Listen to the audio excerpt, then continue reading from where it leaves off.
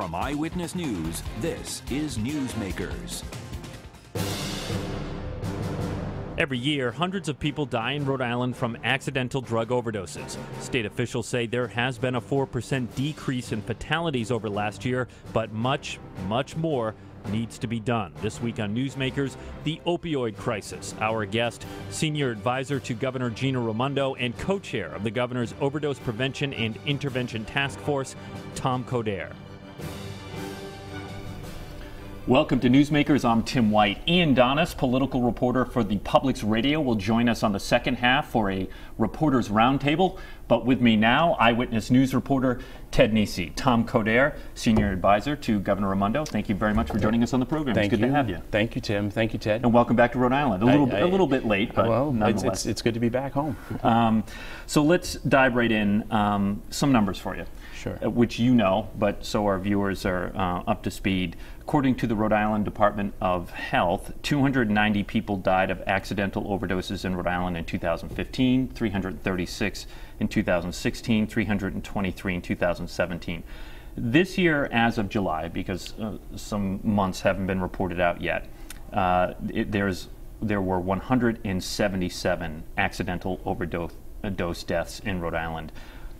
Is the state making any progress? Absolutely, we are. And you know this is a top priority for Governor Raimondo. It has been since she came into office. She signed an executive order. She established a task force. The task force came up with a strategic plan that had 4 pillars to it: prevention, rescue, treatment, and recovery support. And because of those efforts, we saw that slight decline in overdose deaths 2017 over 2016, and we're on track for hopefully another modest decrease this year. One of the things that happened that I think we all have to recognize is that fentanyl came into the drug stream a couple of years back, and it kind of changed the trajectory of the opioid crisis. And so we're one of the few states that actually saw a decline, so we know that what we're doing is working. The governor in 2015 set a goal to reduce opioid overdose deaths by 1/3 within 3 years. It's been 3 years. Will the goal be achieved? It will not be achieved, and I think the reason is again the introduction of fentanyl into the drug system, the drug stream rather. That has been the thing that we did not expect and that the governor didn't expect, and as a result, we're not going to achieve that goal. However, we are pretty happy about the results that we're having with the initiatives that we have instituted. Rhode Island gets looked at all the time as a national leader on these issues, and so we think that while we'll never be satisfied until we have no more overdose deaths in Rhode Island, I think we are on track with the right kind of strategy. Can you talk a little more? You talk about fentanyl. People at home might not 100% understand Sure. how and why that changed the way you view the crisis so much. Just briefly, what changed because of fentanyl? Great question. So fentanyl is 100 times stronger than traditional opioids, and so when even a small amount of fentanyl can increase the dose that somebody is receiving of that opioid and cause them to overdose very, very quickly. So that is being put in. It's being put in illicit drugs. It's also being put in counterfeit pills. We're seeing that come in different formulations, so it's hard to track. It's hard for law enforcement to get their arms around because it's being shipped in the mail, and so once that gets added into the system, it's increasing the number of drug overdoses. We started this conversation by me asking you about the overdose deaths in Rhode Island, and that's a metric that we focus on because it's a very tangible number. Sure. Is there another data point that you're watching? Yeah, so that's a great question. So with the governor's focused on metrics a lot, and all throughout state government she is, but in this particular crisis, she's asked the Overdose Task Force to follow metrics, and we provide those to her monthly, and they're in each of the 4 pillars. So we have metrics in prevention, metrics in rescue, metrics in treatment, and metrics in recovery. So for each of those, we're looking at different data points, like on prevention, for instance, how many prescribers do we have getting educated about the overprescribing that is happening in the state? How many many morphine milligram equivalents are prescribers prescribing in the state. On the rescue side, it's all about naloxone, getting naloxone out onto the streets. So, which is also known as Narcan. Narcan, it's the life-saving antidote for somebody who's experienced a drug overdose. In addition to that, we have treatment metrics. We're trying to increase the number of medication-assisted treatment slots that are in our state. Capacity is really important, so if somebody is experiencing an opioid use disorder, they can come forward. We can make sure that they get access to treatment on demand. So that's really important, and making sure that we increase the number of people who are trained to prescribe it and who are prescribing it. And then on the recovery side, we're making sure that we have trained peer recovery specialists, because we know that, and I know this personally as a person in recovery myself who's gone through this, having somebody who can walk that journey with you, who's been through it before and knows how to get to the other side of it is really critical. So those are some of the metrics that we're looking at. You talked about a lot of different strategies and efforts there. I'm just curious, is there one that stands out that's been you found has been particularly effective in dealing with this crisis, one intervention or other policy? I don't want to pick one, but can I pick two? Okay. All right, two. So one is on naloxone, the Narcan. Getting Narcan into the hands of as many people as possible. Right now, every state police officer carries Narcan. 38 out of 39 of the local police departments are carrying Narcan.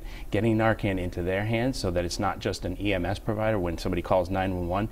Typically, the police officer is the first to arrive, not the ambulance. So having police officers have it is really important.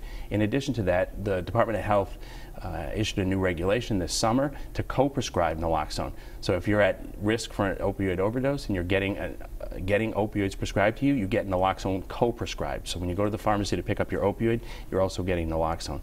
Really important strategy. Second strategy is on the treatment side, where we are, again, we have increased the number of medication-assisted treatment slots. We've also developed something called centers of excellence, so that people aren't just getting medication, but they're getting psycho-social and recovery supports that wrap around the medication, that's helping keep people on the medication longer.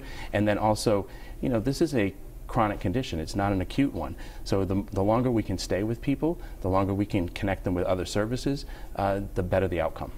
So with medication-assisted treatment, there's been a big focus at the ACI. The Public's Radio just did a big story about the treatment that's happening over there. And in short, as inmates approach a couple of months before they're released, they are offered medication-assisted treatment, and that's like methadone and naltrexone, if I'm pronouncing that right. Yeah. Two quick questions on that. Explain briefly what those drugs do, so people aren't, if they're not familiar with how that works. And Sure. address the criticism from some who are going to ask, well, why are taxpayers subsidizing drugs for inmates? Sure. You know, well, we're really proud of the medication-assisted treatment program that's at the Department of Corrections, and one of the reasons we are, because that's one of the strategies too to reducing overdose deaths. We saw that people who were being discharged from the Department of Corrections were overdosing and dying at much higher rates than people in the community.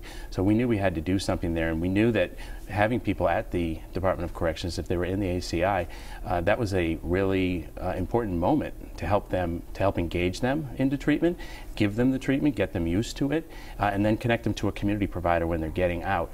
There's three FDA-approved medications for opioid use disorder. So there is the naltrexone, which is brand name Vivitrol, which is an opioid blocker.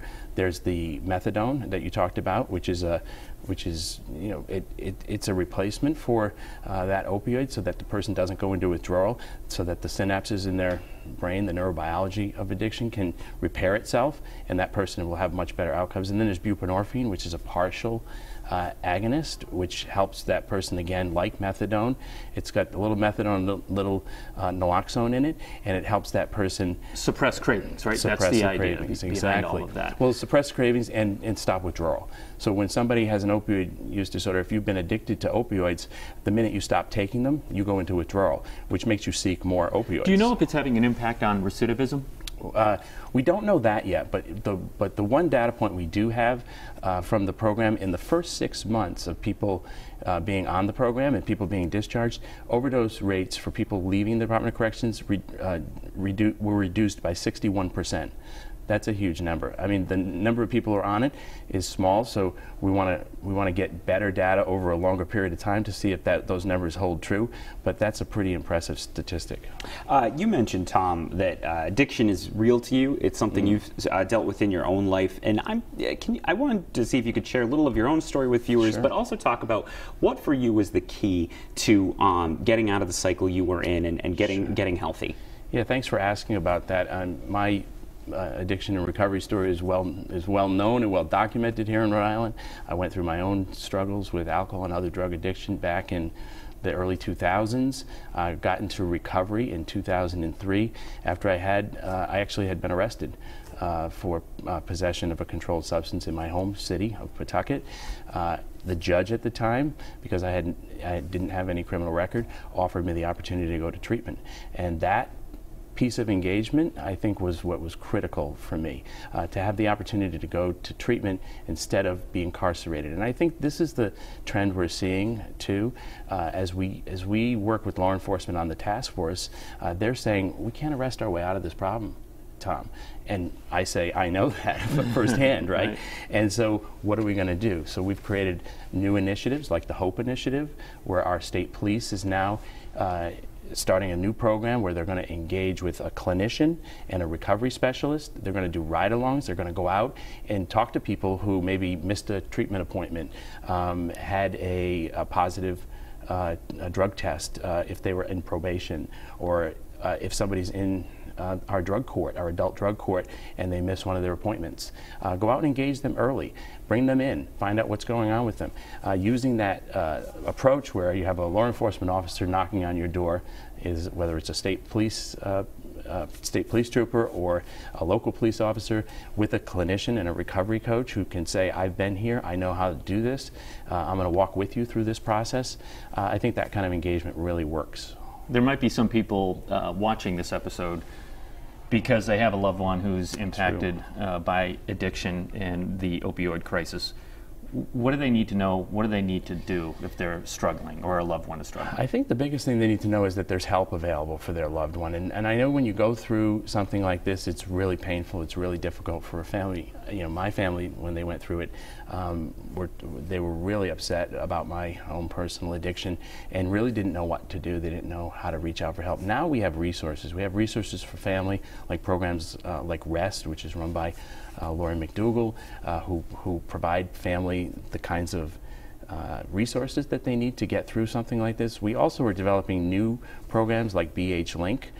We have our 401-414 Link crisis hotline, where family members or people who are in crisis for a mental health condition or a substance use disorder can call and reach out. We have our triage center located not too far from your studios here in East Providence on Waterman Ave, which just opened last week. We're super excited about that resource. And then we can connect people to treatment, because I think that's the biggest thing, that people don't know how to get connected to treatment.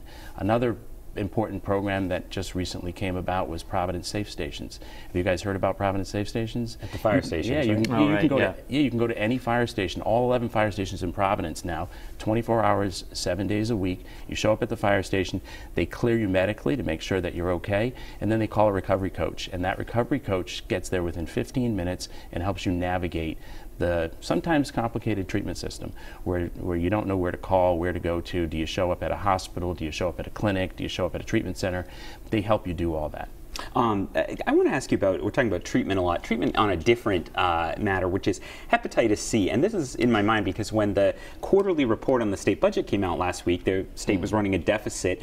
And it might surprise people, one of the significant drivers was treatment for hepatitis C. I believe it was about $6 million over budget for Medicaid and a significant portion of a $7 million overrun for corrections. And I think it's interesting, you were talking to us a little before the show, talk about why hepatitis C can have such an impact on the state budget. Well, first of all, the drugs there's a cure for hepatitis C now, but the drugs that cure it are super expensive. It's almost $60,000 for an individual treatment. So you see how that can add up very, very quickly. But the good news is that person is then cured from the hepatitis C. So all the other costs within the system that person might expect to have as a result of their disease go away. So it's kind of a good news, bad news scenario.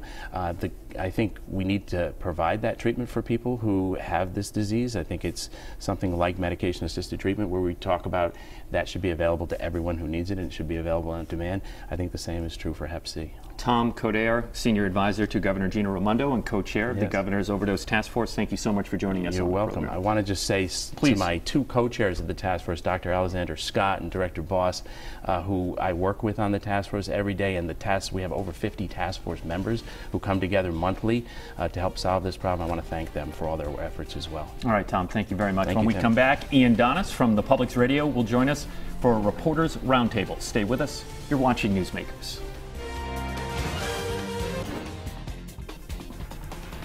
Welcome back to Newsmakers. I'm Tim White. To my left, Eyewitness News reporter Ted Nesi, and joining us here on the second half from the Public's Radio, political reporter Ian Donis. Gentlemen, I'm sure you're happy elections are over. I made this quip earlier in the month, but I keep repeating it. Somehow I think there'll be more news ahead. You don't say. Actually, elections aren't over, at least for 113 people in Rhode Island, particularly the 75 elected members of the Rhode Island House, and that's where I want to start. The majority of them are Democrats. Ian, will they likely choose Nick Mattiello to return to the rostrum as Speaker? Yeah, I really don't think there's much doubt about that, Tim. But the thing that bears watching, oftentimes at the General Assembly, what happens has all the drama of a Moscow show trial. We know that 21 House Democrats voted against Mattiello during a Democratic caucus about 2 weeks ago. So there's a big block, potentially combined with the 9 Republicans who will be seated in January, that will make passing bills potentially substantially more difficult for Speaker Mattiello. The big question that bears watching is the budget. You need 50 votes to pass the budget. So I think there could be a lot more spirited debate in this House session. Ted, what do you make of lawmakers who have publicly come out against the House Speaker at this point? That's, that can be risky because you expose yourself as a lawmaker. Your bills might not get the hearings you want, and so on and so forth. You might not get parking spaces. You might not get the office placements you want. Yeah, I think if you look at the 21 who came out against Speaker Mattiello, I think they're mostly people, they know the score up there. I think most of them are not new, only a few are new members. And I think they took a calculated risk, first of all, that perhaps by coming together they would get the numbers they needed to put a new speaker in place. But even if not, they clearly accepted that they were going to, maybe they get a worse parking space or office next year. Maybe their bills don't move as quickly. But there was enough frustration at this point on this group with Speaker Mattiello that they felt they had to say something. I think it's also interesting because there's been a lot of talk that these are all progressives, and there are probably the majority of the group is progressives, but they aren't all progressive members. You have Pawtucket lawmakers in the mix there. You have Marion Messier for Pawtucket, Rep. Ray Hull from Providence. You have a few who have broader concerns about how the House is being run. And I think it's interesting when Speaker Mattiello was on with Ian last week. He's not taking as tough a line as you might expect on these rebel Democrats. Saying there's some things he likes about progressives, and we're going to work with everybody. Obviously, behind the scenes, I assume it'll be a bit tougher. But when the numbers get that high, you can't necessarily go after everybody. Stick with you here. Maybe I'm reading into it too much, but part of maybe the public outcry against the Speaker was born out of a story you broke on harassment allegations by then Judiciary Committee Chairman Cale Keeble. He lost his re-election. What are the ripple effects that you're going to be watching from that?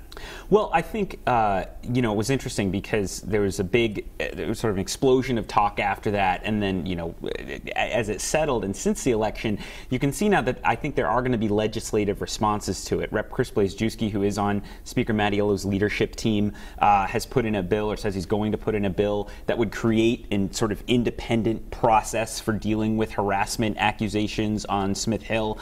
It also seems to be giving new attention to the sexual harassment bills that came out of Teresa Tanzi's commission, which all died. I think you can't separate this from the broader questions about the treatment of women in the House, women's issues, particularly Democratic women, such as the codifying of Roe v. Wade. It's all this sort of stew of frustration with a male-dominated leadership team and whether they're getting a hearing. I think it feeds into that whole mix of issues and discussion. When, as Ted mentioned, you had the House Speaker on the Public's Radio last week. You asked him about Cale Keeble. What did he say? He defended his handling of that episode, and he compared it to an employment situation where Mattiello, is the boss, and he was handling a dispute with his colleagues. He described it as a friendship gone wrong. The reporting from TED tells a very different story, that these allegations of harassment by Keeble, which he denies, to East Providence Rep. Catherine Kazarian, were well known among reps for many years. So there's a real dichotomy here. But as Ted says, this is an issue that will continue to play out. Tansy, who helped develop the response, the legislation that is intended to curb harassment, she's among the no votes for Mattiello, and she was frustrated that those bills did not move forward in the last House session. When are committee appointments made again? That'll all come at the beginning of the session in January, yeah. So you'd expect to see some. I mean, a few of the people who voted against Mattiello were chairs of committees. Representative Handy was the Environment Committee chair, a couple others. So I would not expect them to be committee chairs come January. The Speaker just is not going to put people who voted against him in charge of committees. And what about the Judiciary chair? I mean, that obviously is vacant now because even before Cale Keeble lost his re-election, the House Speaker took him off that position. Rep. Agello is usually in the top spot. Any idea where that might go? That's a very important Rep. Agello, committee. probably not, because she was a no vote on Mattiello and is just fairly progressive for Speaker Mattiello. But isn't the Speaker's position here weaker than, say, 2 years ago, and could you see him extending an olive branch in any of these appointments, even to someone who voted against him or to the progressive wing, where Agello sits? Maybe, but I don't think Edie Agello will be it. I don't know what about you. He's got to win back some votes to pass the budget, but I think Ted and I both see Robert Craven, the rep, as perhaps front runner to be the new Judiciary chairman. He's a lawyer. He'd been talked about as a potential candidate for Attorney General. He's a Mattiello loyalist, so I wouldn't be surprised if he gets the pick. What is going to be the dynamic at the State House now? I mean, I mentioned the Speaker a little bit weaker than 2 years ago. On the flip side, the governor won very handily, above 50%. So what's going to be the dynamic at the State House? Yeah, elections matter, and they matter not just because of who wins, but because of how the results are interpreted by the political leaders. And I think in this case, you had Governor Raimondo. I'd say earlier in the year, very few people, if anyone, thought she would get more than 50% of the vote in November. And I think her having a fairly strong showing on election night, getting reelected, doing more than 10 points better than she did when she first won office. I think she's got the wind at her back a little bit, and I think her team feels a little energized and excited, a little more like, we have a mandate. We can try to really do some stuff. And you flip that against Speaker Mattiello coming in a weakened position with quite a few rebels, needing to figure things out on the budget vote, for example. That is really a flip of what happened 4 years ago when Governor Raimondo won with only 41% of the vote, was, duly elected, but in a somewhat weak political position, and Speaker Mattiello was in very strong control of the House. So I think those dynamics are going to play an important role in how next January's session plays out. For all the talk of a fractious relationship between Speaker Mattiello and Governor Raimondo, it's worth noting that Governor Raimondo has gotten most of what she wants through the House since she became governor. But I think we've seen a little bit more of an alliance between the governor and the state Senate in recent years. I know I wouldn't be surprised if that continues in the 2019 session. So predictions are the absolute worst, but when you look at the legislative session, and there are always those surprises like the chicken coop thing a few years ago that blew everything up, right? But we're taping this on a Tuesday, and the big story today is the Commonwealth has opened up a couple of pot shops. Is that going to be the big piece of legislation you think facing the Rhode Island General Assembly, is legalize marijuana? Well, I think the budget is always a huge issue, and with the possibility of a recession on the horizon, and there hasn't been a new year without a deficit in about 20 years. But yeah, I think you're absolutely right, Tim. Marijuana, because of the proximity to Massachusetts, is going to get a lot more attention.